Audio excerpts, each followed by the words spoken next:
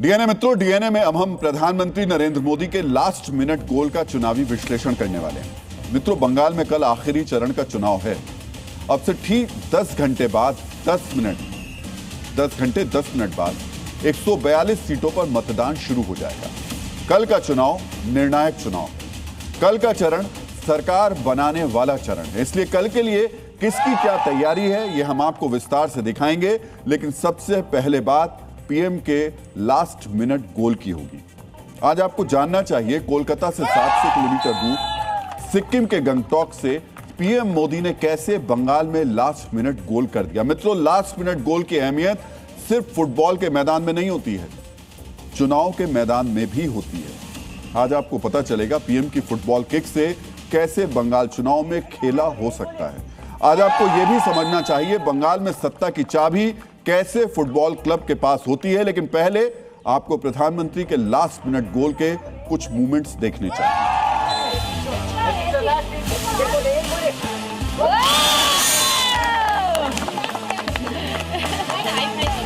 ये एक friendly match था।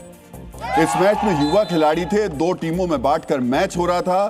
टीम में लड़के भी थे और लड़कियां भी। पीएम ने वार्म अप के बाद मैदान पर उतरते ही 3 गोल दागे। उन्होंने मजाक में एक खिलाड़ी से यह भी पूछा, ऐसे तो नहीं मुझे हरा दोगे। फिर हंसे और उसके बाद युवा खिलाड़ियों के साथ वो दौड़ते रहे, किक लगाते रहे, हर गोल पर उनके साथ सेलिब्रेट करते रहे। मित्रों, ये तो फुटबॉल के मैच की बात थी। अब आप पीएम की किक का चुनावी मतलब समझिए। राजनीति में टाइमिंग बहुत मायने रखती है, लेकिन यहां प्रधानमंत्री नरेंद्र मोदी के गोल की टाइमिंग और प्लेसमेंट दोनों को समझने की जरूरत है। बंगाल में दूसरे चरण का प्रचार समाप्त होते ही प्रधानमंत्री जानबूझकर पश्चिम बंगाल के पड़ोसी राज्य सिक्किम पहुंचे। और ये राजनीतिक विश्लेषक बता रहे हैं, बंगाल के चुनाव में एक नारा बहुत गूंजता है मित्रों, खेला होबे, यानी खेला होगा। पिछले चुनाव में इसी नारे के साथ ममता बनर्जी ने जीत का गोल मारा था। व्हील चेयर पर होने के बावजूद ममता बनर्जी चुनाव प्रचार के मंच पर फुटबॉल लेकर पहुंचती थी और खेला होबे का नारा लगाकर जनता की तरफ फुटबॉल को उछाल देती थी। लेकिन 5 साल बाद यानी 2026 के महामुकाबले में प्रधानमंत्री ने अंतिम क्षण में जो दांव खेला है, उससे बंगाल की सियासत का पूरा गणित बदल सकता है। मित्रों, इसे समझने के लिए आपको सबसे पहले यह देखना चाहिए कि दूसरे चरण के मतदान में कौन सी सीटें दांव पर हैं। कल यानी 29 अप्रैल को 142 सीटों पर मतदान होना है। ये सीटें 8 जिलों में फैली हैं। कोलकाता उत्तर, कोलकाता दक्षिण, हावड़ा, नादिया उत्तर 24 परगना, दक्षिण 24 परगना, हुगली और पूर्वी बर्धमान। इन सीटों को बंगाल का हार्टलैंड कहा जाता है, यानी यही वो सीटें हैं जो बंगाल में सरकार बनाने में अहम रोल निभाती हैं। दूसरे चरण में जिन 142 सीटों पर मतदान होना है, पिछले विधानसभा चुनाव में इनमें से 123 सीटों पर टीएमसी ने विनिंग गोल मारा था। इनमें से सिर्फ 18 सीटों पर बीजेपी जीत पाई थी। लेकिन सिक्किम में प्रधानमंत्री ने गोल दागकर इस बार समीकरण पलटने की कोशिश की है। मित्रों, बंगाल के जिस क्षेत्र में दूसरे चरण में वोट डाले जाने हैं, उन इलाकों को बंगाल में फुटबॉल का मक्का कहा जाता है। बंगाल के 3 मुख्य फुटबॉल क्लब मोहन बागान, ईस्ट बंगाल और मोहम्मडन स्पोर्टिंग, तीनों के क्लब हाउस कोलकाता के मैदानी इलाके में ही हैं। हावड़ा हुगली बेल्ट में जूट मिल्स की पुरानी श्रमिक बस्तियां हैं, जो फुटबॉल कल्चर का अड्डा है। इसलिए माना जा रहा है कि फुटबॉल खेलकर प्रधानमंत्री ने खेला करने का दांव खेल दिया है। यानी मित्रों, आचार्य चाणक्य ने कहा था, राजनीति में क्या करना है, जितना जरूरी है कब करना है, उससे कहीं ज्यादा जरूरी है। दूसरे चरण की जिन सीटों पर मतदान होना है, उसका एक गणित देखकर आप समझ जाएंगे कि आचार्य चाणक्य की कही गई इस बात के मायने कितने गहरे हैं। दूसरे चरण में मुख्य तौर पर शहरी या अर्ध शहरी इलाके हैं और यहां के मतदाताओं को स्विंग वोटर्स माना जाता है, यानी वो आखिरी समय पर यह फैसला करते हैं कि वोट किसे देना है। ऐसे में सवाल अहम हो जाता है, प्रधानमंत्री का ये last minute goal in swing voters पर क्या असर डालने वाला है। इन सीटों पर युवा और फर्स्ट टाइम वोटर्स की संख्या भी काफी ज्यादा है। बीजेपी की रणनीति को ऐसे समझा जा सकता है कि उसे पता है कि इन इलाकों के पुराने वोटर्स को तोड़ना मुश्किल है। इसी वजह से फुटबॉल कनेक्ट के जरिए वो जेन जी और युवा वोटर को अपने पाले में करने की कोशिश में। मित्रों, बंगाल और फुटबॉल एक दूसरे के पूरक हैं। इनका रिश्ता ऐसा है कि भारतीय फुटबॉल टीम के पूर्व कप्तान पीके बनर्जी ने कहा था कि हर बंगाली ने अपने जीवन में एक ना एक बार तो फुटबॉल को किक किया ही है। लेकिन दूसरे चरण में जिन सीटों पर कल मतदान होना है, फुटबॉल से उनका जुड़ाव और भी गहरा है। 142 में से करीब 60 से 70 सीटें ऐसी हैं जहां फुटबॉल क्लब्स का सीधा प्रभाव है। समझ रहे हैं आप?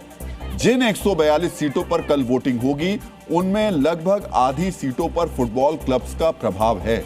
इसलिए हमने आपसे कहा कि बंगाल में सत्ता का रास्ता फुटबॉल क्लब से होकर जाता है। सत्ता की चाबी उन्हीं के पास होती है जिनका फुटबॉल क्लब पर नियंत्रण होता है। यहाँ के मतदाताओं के लिए फुटबॉल सिर्फ एक खेल नहीं, इमोशन है। यहाँ हर गली मोहल्ले में एक फुटबॉल क्लब है। इन सीटों पर राजनीतिक रैलियों से ज्यादा भीड़ क्लब के लोकल टूर्नामेंट्स में जुटती है। इसलिए जो पार्टी इन क्लब्स को अपने पाले में कर लेती है, इन सीटों पर उसका पलड़ा भारी हो जाता है। तो क्या सिक्किम में प्रधानमंत्री के गोल का गोल पोस्ट बंगाल के क्लब्स थे? क्या ये गोल फुटबॉल क्लब्स को टारगेट करके किया गया था? इसे समझने के लिए बंगाल के लोकल क्लब्स में राजनीतिक पैठ को समझना होगा। बंगाल में यह माना जाता है कि जिसका क्लब पर कब्जा, उसका बूथ पर कब्जा। लेकिन फुटबॉल क्लब्स इतने ताकतवर कैसे हो गए, ये जानने के लिए आपको इन क्लब्स का इतिहास भी समझना होगा। मित्रों, बंगाल में इन क्लब्स को पाड़ा यानी मोहल्ला क्लब्स कहते हैं। ब्रिटिश काल में इन्हें फुटबॉल और अलग अलग गेम्स के लिए बनाया गया, लेकिन आजादी के बाद धीरे धीरे ये फुटबॉल क्लब्स राजनीतिक क्लब्स बनते चले गए। लेफ्ट राज में इन्हें पार्टी कैडर का लोकल हेडक्वार्टर बना दिया गया। क्लब्स के जरिए मोहल्ले की जासूसी, बूथ मैनेजमेंट किया जाता था, लेकिन टीएमसी इससे एक कदम आगे चली गई। टीएमसी राज में क्लब्स को सीधे सरकारी खजाने से जोड़ दिया गया। क्लब्स पर प्रभाव बढ़ाने के लिए आज बंगाल के हजारों क्लब्स को सरकार की तरफ से लाखों रुपए का अनुदान मिलता है। इस सरकारी योजना का नाम भी ममता बनर्जी ने खेला होबे ही रखा था। खेला होबे योजना के तहत राज्य के 25,000 क्लब्स को 5-5 लाख रुपए का अनुदान और मुफ्त फुटबॉल बांटे गए थे। शुरुआत भले ही लेफ्ट ने की, लेकिन ममता बनर्जी ने क्लब्स के जरिए बंगाल में जो पैठ बनाई, ये उसी का नतीजा है कि 2011 से अब तक वो लगातार बंगाल की मुख्यमंत्री बनी हुई है। लेकिन अब सवाल उठ रहे हैं, क्या प्रधानमंत्री ने सिक्किम में गोल करके ममता बनर्जी के इसी क्लब नेटवर्क में सेंध लगाने की कोशिश की है? क्या पीएम मोदी की किक क्लब नेटवर्क के चक्रव्यूह को तोड़ पाएगी? मित्रों, बंगाल में इस गोल का असर क्या होगा, ये तो 4 मई को पता चलेगा। लेकिन कोलकाता के फुटबॉल क्लब्स के फुटबॉलर्स, बंगाल के बड़े क्लब्स के कोच और स्टेक होल्डर्स पीएम मोदी के इस गोल को कैसे देखते हैं, आपको कोलकाता के क्लब से हमारी ये रिपोर्ट देखनी चाहिए। हमारी जो गवर्नमेंट है, उनको थोड़ा प्रयास करना चाहिए कि वो प्लेयर्स को और जो कोचेस है और जो हमारा फुटबॉल का इंफ्रास्ट्रक्चर है, उसको थोड़ा हेल्प करे बिल्डअप करने में। अगर हम लोग का गवर्नमेंट, अगर हम लोग का फुटबॉलिंग जो सिस्टम है उसमें थोड़ा बहुत सपोर्ट कर देगा तो हम लोग बहुत आगे जा सकते हैं। क्रिकेट की वजह से दूसरे जो गेम है वो बहुत पीछे छूट रहे हैं। बहुत पीछे छूट रहे हैं। क्रिकेट के ऊपर छूट गया हम लोग का। वर्ल्ड में हम लोग का सबसे ज़्यादा पॉपुलेशन है 150 करोड़ लगभग।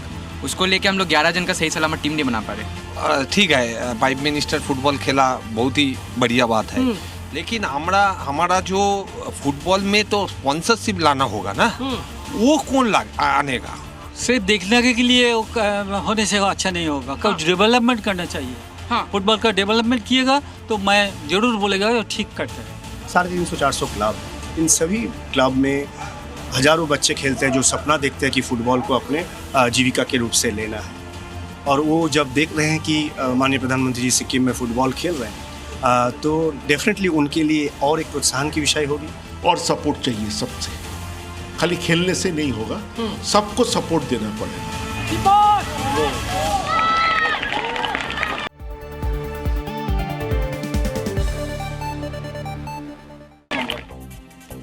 डीएनए मित्रों, जो फुटबॉल बंगाल की राजनीति में इतना हावी है, उस खेल का एक दिलचस्प आंकड़ा अब आपको देखना चाहिए।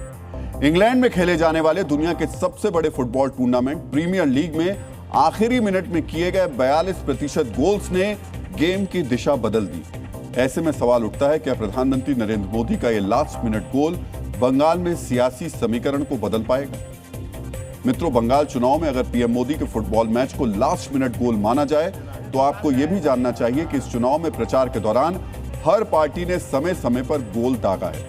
ऐसा ही एक गोल था प्रधानमंत्री का झालमुड़ी ब्रेक। इसके जवाब में ममता बनर्जी ने सब्जी मंडी का दौरा किया। प्रधानमंत्री ने इसके बाद मंदिर दर्शन किए, हुगली नदी में बोट राइड की, ममता बनर्जी ने पदयात्रा की। मित्रों, इस पूरे कैंपेन के मायने क्या थे, आपको इसकी हाइलाइट्स भी देखनी चाहिए। पीएम मोदी ने झारग्राम में अपना काफिला रोककर जब सड़क किनारे झालमुड़ी खाई तो उन्होंने इसके जरिए यह मैसेज देने की कोशिश की कि वो भी बंगाल की मिट्टी से जुड़े हुए हैं और बंगाल के लोगों को उनके खान पान, तौर तरीके और उनकी अर्थव्यवस्था का सम्मान करते हैं। पहले चरण के मतदान के बाद पीएम मोदी ने हुगली नदी पर सूर्योदय के समय बोट राइड की तस्वीरें साझा की। इसके जरिए उन्होंने ये मैसेज देने की कोशिश की कि वो बंगाल की आत्मा को समझते हैं। पीएम मोदी हंथानिया कालाबाड़ी मंदिर में प्रार्थना करने पहुंचे। इसके जरिए उन्होंने मैसेज दिया कि वो बंगाल की सांस्कृतिक धार्मिक धरोहर का हिस्सा है। तस्वीरों के जरिए मैसेजिंग के मामले में ममता भी पीछे नहीं रही। ममता बनर्जी ने भी लास्ट मिनट गोल किया। कल सुबह ममता बनर्जी कोलकाता की एक स्थानीय सब्जी मंडी पहुंची। इस सरप्राइज विजिट के जरिए उन्होंने खुद को आम आदमी से जुड़े होने के रूप में पेश किया। यानी लास्ट मिनट गोल सिर्फ प्रधानमंत्री मोदी ने ही नहीं किया, ममता बनर्जी भी बराबर की टक्कर देने में लगी हुई है। मित्रों, लास्ट मिनट गोल का असर तो चुनाव परिणाम में दिख जाएगा, लेकिन आपको बंगाल चुनाव के आखिरी चरण से पहले लास्ट मिनट की तैयारियों के बारे में भी पता होना चाहिए। पहले चरण में रिकॉर्ड तोड़ 93% वोटिंग के बाद अब दूसरे चरण की तैयारी भी पूरी कर ली गई है। वोटिंग की पूर्व संध्या पर हर संवेदनशील इलाके में फ्लैग मार्च किया जा रहा है। चप्पे चप्पे पर सेंट्रल फोर्स की तैनाती कर दी गई है। एक तरफ जहां सुरक्षा बल शांतिपूर्ण चुनाव करवाने का प्रयास कर रहे हैं, वहीं टीएमसी के कार्यकर्ता पुलिस पर्यवेक्षकों को ही घेर रहे हैं। दक्षिण 24 परगना के फाल्टा विधानसभा में टीएमसी उम्मीदवार जहांगीर खान के समर्थकों ने विरोध प्रदर्शन करते हुए सड़कों पर उतरकर पुलिस ऑब्जर्वर की गाड़ी को घेर लिया, लेकिन मतदान के दौरान ऐसी कोई घटना ना हो, इसके लिए पुख्ता इंतजाम किए गए हैं। दूसरे चरण की वोटिंग के लिए सुरक्षा बलों की 2321 कंपनियां तैनात की गई हैं, यानी कुल 1,70,000 जवानों की तैनाती है। सुरक्षा के इस सुपर कवर को ऐसे समझा जा सकता है कि किसी भी राज्य के पुलिस बल में प्रति जवान 500 से 700 नागरिकों की जिम्मेदारी होती है, यानी 500 से 700 लोगों पर एक जवान। लेकिन बंगाल चुनाव के दौरान यह अनुपात घटकर 190 हो गया है, यानी हर 190 वोटर पर एक जवान की तैनाती। प्रति बूथ का हिसाब भी देख लीजिए। दूसरे चरण में करीब 41,000 पोलिंग स्टेशन है। अगर 1,70,000 जवानों को इन पर बांटा जाए तो हर बूथ पर अर्धसैनिक बलों के औसतन 4 जवान तैनात रहेंगे। इसके अलावा बंगाल पुलिस और होमगार्ड के जवान भी तैनात रहेंगे। ये चुनाव आयोग की उस प्रतिबद्धता को दर्शाता है कि बंगाल में वोटर निर्भय होकर घर से निकले। डीएनए मित्रों, तैनाती के साथ साथ एक्शन भी हो रहा है। पिछले 60 घंटे में करीब 2,500 संदिग्ध लोगों को गिरफ्तार किया गया। किसी भी तरीके की हिंसा को रोकने के लिए बंगाल में जवानों को 75,000 डंडे बांटे गए हैं। सुरक्षा एजेंसियों को हर परिस्थिति से निपटने के लिए खास हथियार दिए गए हैं, जिनका नाम है TAR। ये AK-47 का भारतीय वर्जन है। इसकी एक मैगजीन में 30 राउंड गोलियां होती हैं। सिंगल फायर में इसकी रेंज 300 मीटर तक है और बस्ट मोड यानी एक साथ कई गोलियां चलने पर इसकी रेंज 500 मीटर है। अर्धसैनिक बलों के जिम्मे पर यह पूरा का पूरा चुनाव है। पहले चरण में हमने देखा कि कैसे शांतिपूर्ण तरीके से मतदान हुआ, हालांकि कुछ जगहों पे हल्की फुल्की दिक्कतें हुई। इस बार के चुनाव में ये पहली बार है जब एक अत्याधुनिक हथियार का इस्तेमाल किया जा रहा है और वो भारतीय वर्जन है AK-47 का। यानी AK-47 तो नाम बेहद ही सामान्य हो चुका है, लेकिन ये जो हथियार है इसे टार कहते हैं। टार यानी भारतीय वर्जन है और ये हर तरह की परिस्थिति से उपद्रवियों से निपटने के लिए तैयार है। ये जो आप शील्ड देख रहे हैं ये इसलिए होता है कि अगर कहीं से पथराव हो जाए तो इस पथराव से ये पुलिसकर्मी अपना बचाव कर पाएंगे। चुनाव आयोग ने अनोखी तैयारियां की हैं और उस तैयारी में ये डंडा भी इस बार बंगाल में घूमेगा। तकरीबन 75,000 के आसपास डंडे अर्धसैनिक बलों को दिए गए हैं और ये देखिए एक टुकड़ी निकल गई यहाँ से। इस बार अर्धसैनिक बलों में जहाँ हमने हथियार देखे तो हथियार में इस बार ये डंडा भी बखूबी बेहतरीन रोल निभा सकता है। फुट मार्च किया जा रहा है।